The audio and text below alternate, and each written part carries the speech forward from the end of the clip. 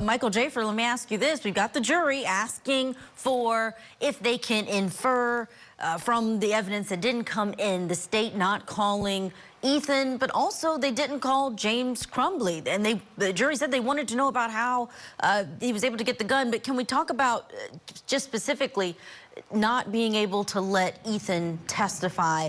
Do you think that that's going to be a problem on appeal for Crumbly if she is found guilty?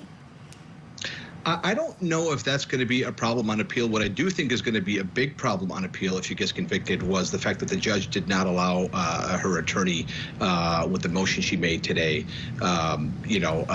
relating to the testimony and the evidence, and the fact that there's some evidence missing and some evidence lacking. But I don't know if it's going to be on appeal that the prosecution just simply did not want to bring in another witness. But I do think that the fact that the jurors were asking that question, I think it tells you that they're leaning towards an acquittal. Here's my opinion on this case, right? When I was a young attorney, I shadowed an older attorney on a case that was receiving somewhat national attention, but definitely a lot of local attention. And he told me, look, let's just kick the can down the road and wait a few months until the media goes off the trail, and then we're going to be able to make a private deal with some probation and let our client was facing 25 years in prison at that point.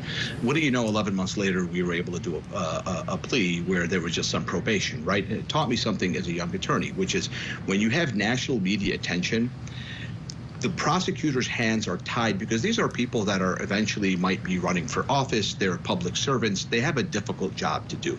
In this situation, these jurors and these prosecutors are grappling with an issue that the whole entire country has been dealing with from a political standpoint, from a socioeconomic standpoint, from a cultural standpoint, the question of whether or not you can have a gun in the house or the right to bear arms. I mean, this is just, it's a hot button issue, probably the biggest hot button issue, and in an election year. So in my opinion, the jurors are grappling with it, and so they're asking the question, can we infer anything by these witnesses being missing?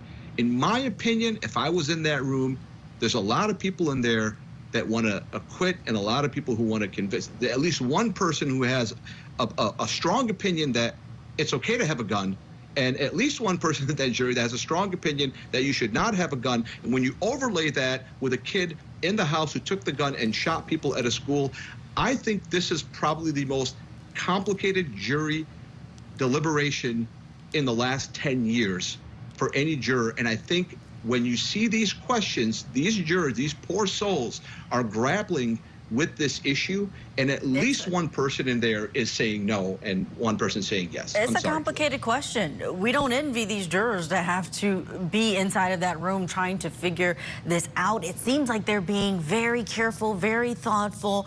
Just reading and breaking down their questions, they are trying to get to the heart of this issue.